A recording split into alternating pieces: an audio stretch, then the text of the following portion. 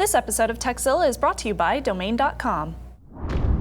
Last week we told you we're going to have a Chromebook challenge. Shannon and I, you and I, against the Chrome OS, well actually the Chromebook. Well, basically, can we go a week using nothing but a Chromebook? Yes! Kind of. Kinda, as the thing closes on me.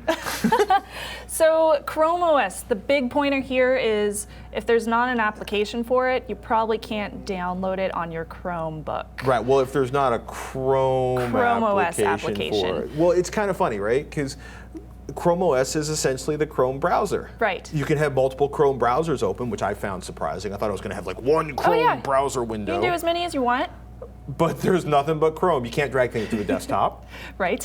You can't download Windows. No, you can't cannot. Run You can't run Skype, you can't run iTunes, you have to use alternatives, for example, Google Plus Hangouts and Google Music Manager. So that was probably the hardest part for me, because if I wanted to play with software-defined radio, I had to use my Windows 8 machine. Or if I wanted to play video games, I had to use my gaming PC at home. I can't do that stuff on here because I can't download them. But you can download Bejeweled. There's an app. You can download it. That said, both of us were able to do most of our work. Yes. So that was the coolest thing about it is I was able to survive throughout the week with it. I was able to get most of my work done because most of my work for my shows is done in the browser. So I use Google Docs already, so I didn't have to use Microsoft Word. Creator. Yeah, I use Rundown Creator and Trello to contact you guys to figure out segments. I do my research online. I read articles online. All that stuff I'm able to do in the browser. So I didn't run into problems with work-related type of things. That said, I actually did run into a couple problems. I had to test some Windows-only applications, right? Bleep, which is BitTorrent's new sort of secure chat client. Yeah. There's no version of it for the Chrome browser, so there's no way to run it on Windows. Here. Yeah, that was. I mean, it was kind of curious. It was, yeah. Because it was. I mean, I found it was much more functional than I expected it to. Yeah, me too. Until I needed to run Skype, and then I couldn't. Then it's like, oh, but you have to use Google Plus Hangouts. Oh, well, does my friend use Google Plus Hangouts? How's that going to work out? Right. One thing that I did find was cool with this, and I didn't know until I started pulling up tutorials and stuff. You get 100 gigs for free when you buy certain Chromebooks. Like there's HP ones, the Acer is included, the Samsung Chromebook that I was checking out. They give you this nice little feature where you get 100 gigabytes free online drive storage with Google for 2 years with the purchase of one of the Chromebooks. So I thought that was a nice little add-on whenever you purchase one. I also want to thank all of those who went far, far earlier than us into the world of Chromebooks. OMG Chrome, I found myself on 2 or 3 times in the last week because they have these incredible collections of tips that are, Chrome specific. It's the keyboard's kind of a standard keyboard, but I completely miss this, right? OMGChrome.com, a lot of great tips. I completely missed the coolest key on the Chromebook's keyboard. The search button. Yeah. The search key. So they replaced the caps lock with a search key. So you just hit search. Little magnifying glass. And it pulls up your little application thing in the corner. You can search for something like revision 3. You type it in, you can hit the arrow key down a couple of times, and bam, you can pull up the website. The coolest thing ever. And you can do that from anywhere on the desktop. You just can't drag things to the desktop. No, you just can't drag things.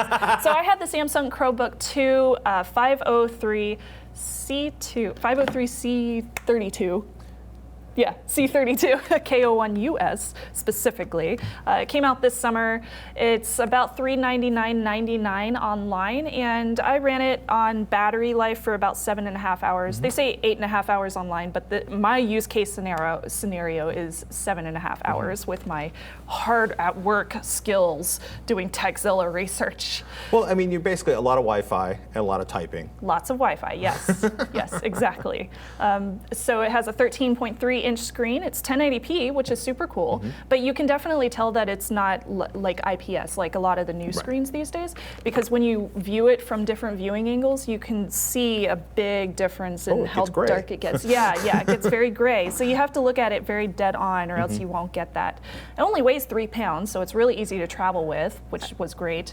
720p camera up at the top, so for your Google Hangouts. Google Hangouts, yeah, it's no problems listening in on everything, and they can see you just fine. It's very clear and crisp. It's pretty standard for a lot of the laptops that you'll see these days. 4 gigs of RAM, which is plenty to be able to browse on the internet and I can open plenty of tabs and have no problem. And is that a Samsung processor inside of that? It is, yeah, it's kind of weird. It's a Samsung Exynos 5-Octa 5800. You don't run into those every day. Have you ever heard of one of them? Yeah, me too. So I noticed whenever I have a bunch of tabs open, didn't have many problems playing video and having multiple streams and things like that. But when I ran into a website that had lots and lots of graphics and it was really, really graphic heavy, I had problems scrolling up and down. So I noticed that kind of processing issue, but that was really the only time that I noticed something of that sort. Cool. Yeah, so pretty good in that way. How much is that selling for? $400, so $399.99. Another thing, we got a question about printing on our Twitter account, so I wanted to check out printing specifically because I do a lot of printing for, couponing and things like that. So printing worked like a charm. It was super easy to set up. It's kind of weird in the case of a Chromebook.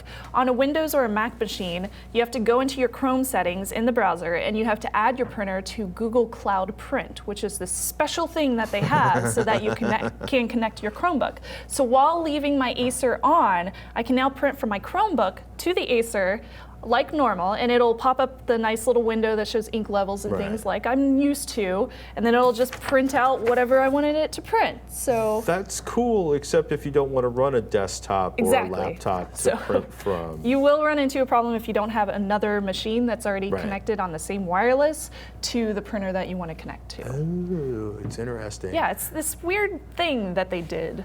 So I was running an Acer C720 3404. I'm going to look at the bottom of mine too because. And that's a new one too, right? 3404. I was right on that one. Yeah. So 11.6-inch screen, 1368 by like 768 or 1360 by 768. Very, cool. Very 5 years ago. Similar, dead on, good, decent color, solid performance. Core i3 processor inside of this.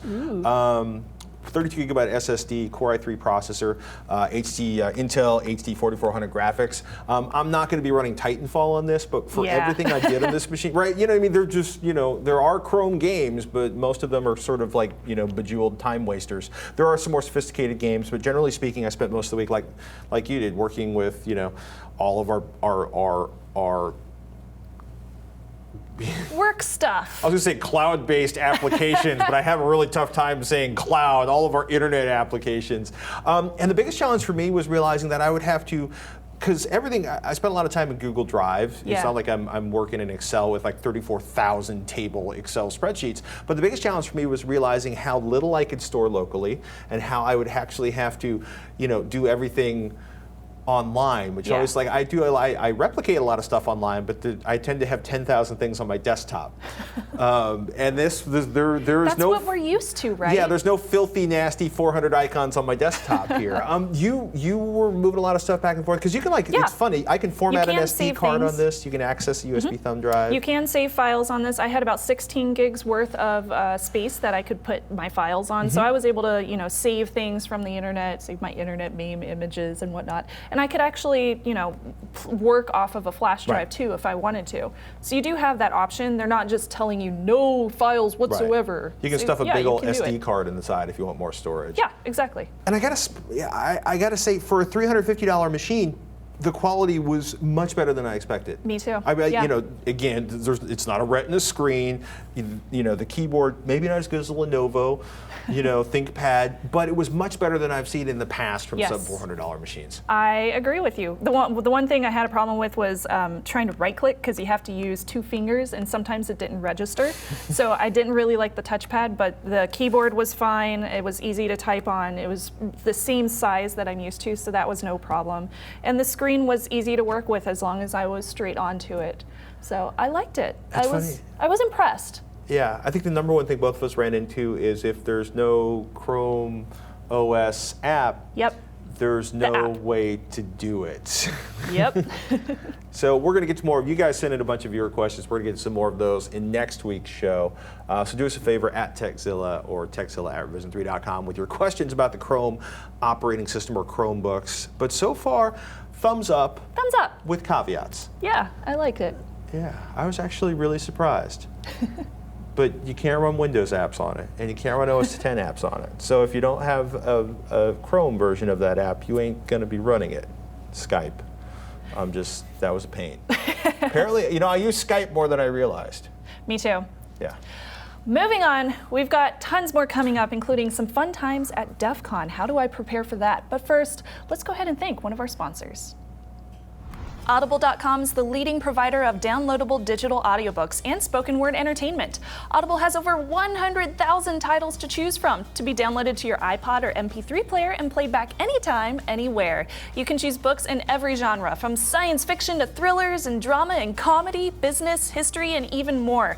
I'm a big fan of sci-fi and vampires, so I've been listening to Rachel Mead's Shadow Kiss. It's really, really good. You can go to audiblepodcast.com/Tekzilla to get a free audiobook download of your choice when you sign up today.